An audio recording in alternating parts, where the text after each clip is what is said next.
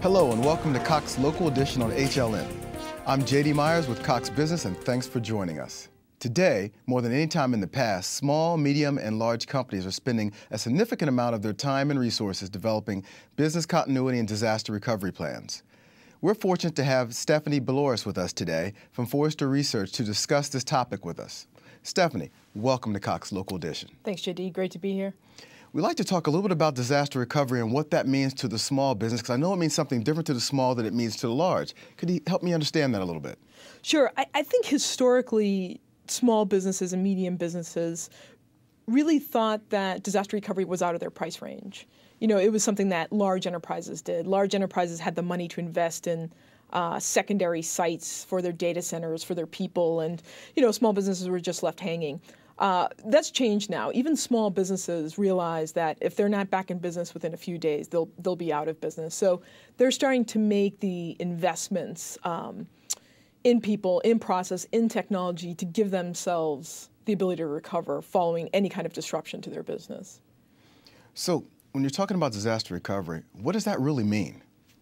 So disaster recovery, it is an unfortunate term because it leads us to think of catastrophic events, tornadoes, hurricanes, earthquakes, and those are important. You do have to worry about them. But the interesting thing is the most common cause of downtime is actually power outages or IT failures, or it's human error in some cases, or it's extreme weather like a winter storm. It's not always the catastrophic event. So it can be anything that significantly disrupts your business.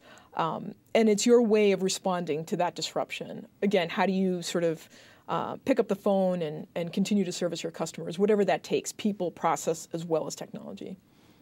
So when you're talking about technology, what are some of the technology things that people look at as they relate to disaster recovery?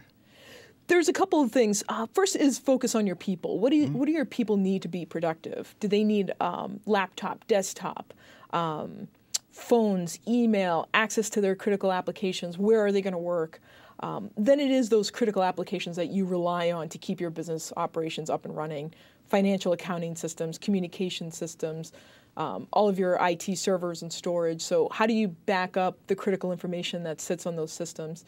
And then how do you rapidly recover them so that employees can reconnect to them so they can once again pick up the phone and process that customer order? So that's sort of everything that it encompasses. So once you build this plan, this disaster recovery plan, what do you do with it? I think the important thing is when you come up with a strategy, it's important to actually document it. I mean, physically document it on paper or online, wherever it is, and actually have set procedures. You know, what are the tasks that you're going to execute? Who do you call? What partners do you call? How do you recover those systems? And it's important to actually test that plan. I recommend people test their plan multiple times per year. Whether that's sitting down and walking through the plan, or that's actually really testing the plan to see if you can truly recover. So does that include really activating your backup systems, or that's just going through an exercise and just saying, okay, we checked the boxes?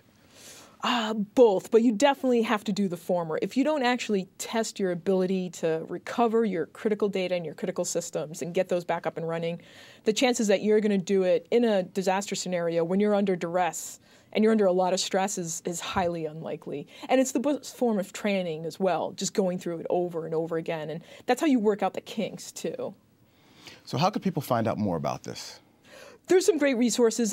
There's companies like ours, like Forrester.com, where you can go and find out a lot of information. I also point companies to a lot of free government resources as well. I think FEMA.org has a lot of great resources.